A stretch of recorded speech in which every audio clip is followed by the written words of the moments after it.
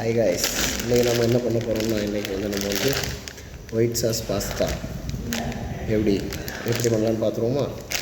So first என்ன பண்ணணும், நம்ம நல்லா தண்ணியை பாயில் பண்ணிடணும், நல்லா இந்த மாதிரி கொதிக்கணும். அதுக்கப்புறம் நம்மக்கிட்ட இருக்க இந்த மேக்ரோனிஸ் இருக்குது தெரியுமா, பாஸ்தா மேக்ரோனிஸ் எல்லாத்தையும் உள்ளே தூக்கி போட்டு இதை கரெக்டாக அதில் டைம் கொடுத்துருப்பாங்க. ஒவ்வொரு மேக்ரோனிக்கும் ஒவ்வொரு டைமிங் உண்டு. ஸோ அந்த டைமிங்கில் நம்ம குக் பண்ணணும். இது 8 to 10 நிமிஷம். ஸோ 8 to 10 நிமிஷம் இதை நல்லா நம்ம குக் பண்ணி எடுத்துகிறோம், சரியா. ஸோ இப்போ பார்த்திங்கன்னா பாஸ்தா நல்லா குக் ஆகிருச்சு. இந்த மேக்ரோனிஸ் எல்லாமே நல்லா குக் ஆகிருச்சு. இதை இப்போ நம்ம ட்ரை பண்ணி வச்சுக்கிடுவோம். ரெண்டாவது நம்ம ஒயிட் சாஸ் ரெடி பண்ண போகிறோம், சரியா. ஸோ இப்போது பாஸ்தா நல்லா வாட்டர்லாம் ட்ரை பண்ணி வச்சாச்சு. இப்போ அதை எடுத்து கொஞ்சம் ஆயில் போட்டு வச்சிடணும். அப்படி இல்லைன்னா இந்த பாஸ்தா எல்லாமே ஒன்றுக்கு ஒன்று ஒட்டி பிடிச்சிடும். ஸோ அதனால் இதில் கொஞ்சம் ஆயில் போட்டு, உங்கள்கிட்ட ஆலிவ் ஆயில் இருந்தால் ஆலிவ் ஆயில் போடலாம், அப்படி இல்லைனா நார்மல் ஆயில் போட்டு இதை பாருங்கள் இதே மாதிரி வச்சுருங்க, சரியா. வச்சுட்டு நம்ம அடுத்தது சாஸ் ரெடி பண்ணலாம். ஸோ ஃபஸ்ட்டு என்ன செய்கிறோன்னா, நம்ம ஒரு பேன் எடுத்து அதில் பட்டர் ஆட் பண்ணுறோம், சரியா. பட்டர் ஆட் பண்ணிக்கிடும். உங்களுக்கு எவ்வளோ பட்டர் தேவையோ நீங்கள் அவ்வளோ பட்டர் ஆட் பண்ணிக்கோங்க.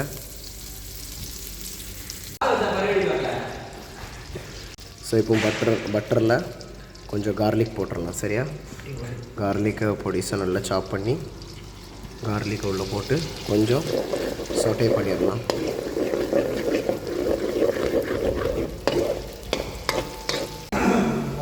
ஸோ அது கூட கொஞ்சம் நம்ம ஃப்ளேவருக்காக கசூரி மேத்தி ஆட் பண்ணி நல்லா சாட்டே பண்ணிடுவோம்.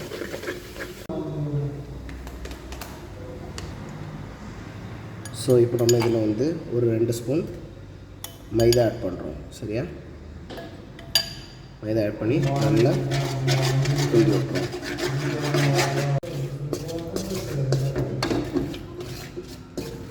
ஸோ இந்த மைதாவோட பச்சை வாசனை எல்லாம் போனதுக்கப்புறம் இதில் நம்ம பால் ஆட் பண்ணணும், சரியா. காற்று மேலே காற்று அடிக்கிற காற்று.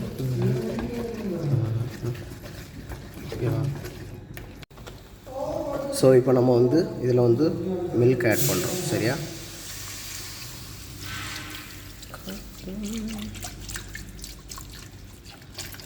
ஸோ மில்க் போதும். ஸோ மில்க் ஆட் பண்ணி இதை நல்லா கிண்டி விட்டுறலாம், சரியா. நல்லா இந்த பால் கொதிக்கணும். இந்த மைதாவோடு சேர்த்து கொதிக்கணும். சட்டிக்கிறோம் ரொம்ப பால் கொதிக்கும்போது நல்லா அப்படியே திக்காகும். இந்த மைதாவும் இருக்குங்களா, ஸோ அதில் நல்லா அது திக்காகி வரும். உங்களுக்கு வேணும்னா நீங்கள் வெஜிடபிள்ஸ் எதாவது ஆட் பண்ணிக்கலாம். வெஜிடபிள்ஸ் ஒரு சிக்கன் மீட் எதுனாலும் உங்களுக்கு ஆட் பண்ணிக்கலாம். இப்போ எங்கிட்ட எதுவும் இல்லாதனால நாங்கள் இப்போ இதை பண்ணுறோம். இதில் எதுவுமே நாங்கள் போடுற மீன்ஸ் காய்கறி வெஜிடபிள்ஸ் எதுவுமே நாங்கள் ஆட் பண்ணலை இதில். ஸோ ப்ளெயினாக தான் பண்ணுறோம், ஓகேயா. ஸோ இது நல்லா கொஞ்சம் கெட்டியாகட்டும். இந்த சாஸ் ரெடி ஆனதுக்கப்புறம் நம்ம இதில் பாயில் பண்ணி வச்சுருக்க மேக்ரோனி போட்டுடலாம், சரியா. இதில் நம்ம வேணால் சீஸ் ஆட் பண்ணிக்கலாம். அவங்ககிட்ட செடார் சீஸ் இருந்ததுன்னா செடார் சீஸ் ஆட் பண்ணிக்கோங்க. எங்ககிட்ட பர்கர் சீஸ் தான் இருக்குது. ஆட் பண்ணி பார்ப்போம், ட்ரை பண்ணி பார்ப்போம் இன்றைக்கி எப்படி வருதுன்னு, சரியா. ஸோ இப்போ பார்த்திங்கன்னா உங்களுக்கே தெரியும், இது நல்லா கெட்டி ஆயிடுச்சு.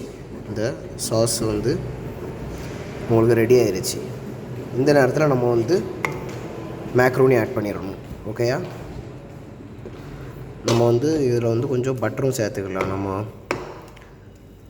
சீஸ் இருக்குல்ல, சீஸ் சேர்த்துக்கிடும், சரியா. சீஸ் ஆட் பண்ணி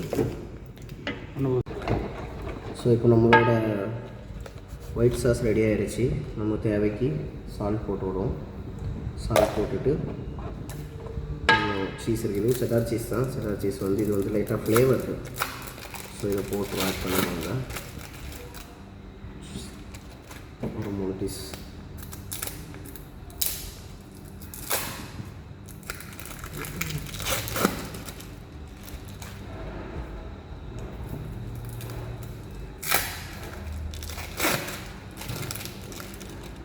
ஐயோ இது பிஞ்சிருச்சு. இப்போ போட்டு நல்லா இதை குக் பண்ணிடுவோம். ஓகே, இது சால்ட்டு ப்ளெயினாகவும் இருக்கும், உங்களுக்கு சால்ட்டடும் பண்ணிடலாம்.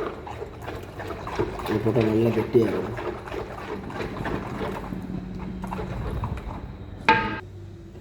ஸோ பாருங்கள், நல்லா கெட்டி ஆயிடுச்சா.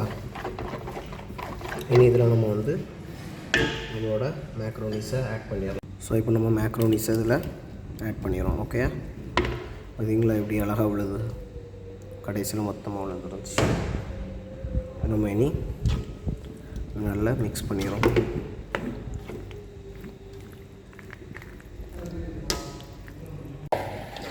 ஸோ இதை இப்போ நம்ம வந்து இந்த மேக்ரோனிஸ் எல்லாம் போட்டு அந்த ஒயிட் சாஸோட நல்லா மிக்ஸ் பண்ணிடுவோம். ஓகே,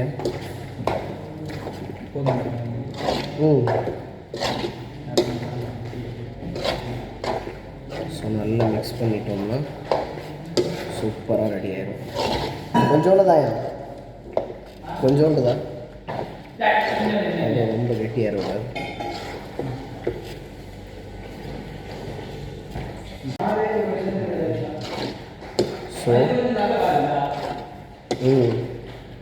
ஸோ நம்மளோட க்ரீமி பாஸ்தா ரெடி ஆயிடுச்சு. இப்போ நம்ம வந்து கார்னிஷிங்க்கு இதில் வந்து பேசில் லீவ்ஸ் போடலாம். நம்மகிட்ட பேசில் லீவ்ஸ் இல்லை. ஸோ நம்ம வந்து ஒன்லி இது மட்டும் சில்லி ஃப்ளேக்ஸ் மட்டும் போட்டுவிடும். சரியா?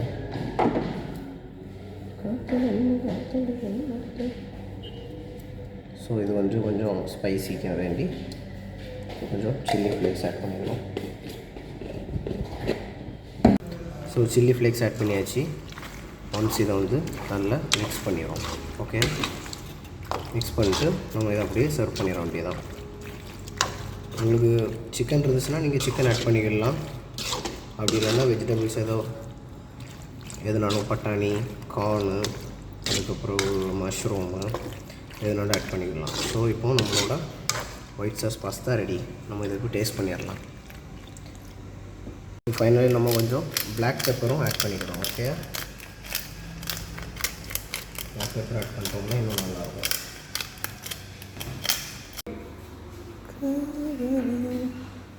So finally our pasta is ready.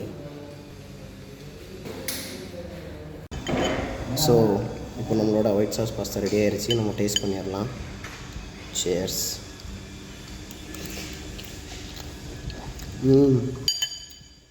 Wow, சூப்பராக இருக்கும், செம்மையாக இருக்குது. எல்லாம் ட்ரை பண்ணி பாருங்கள். உண்மையில செம்ம சூப்பராக இருக்கும். எப்படி இருக்குது ஜெனிஸு? சூப்பராக இருக்கும். ஆனால் செஞ்ச உடனே சாப்பிட்ருங்க, அப்படி இல்லைன்னா அது வந்து கட்டியாயிரும். உண்மையிலே செம்மையாக இருக்கும்.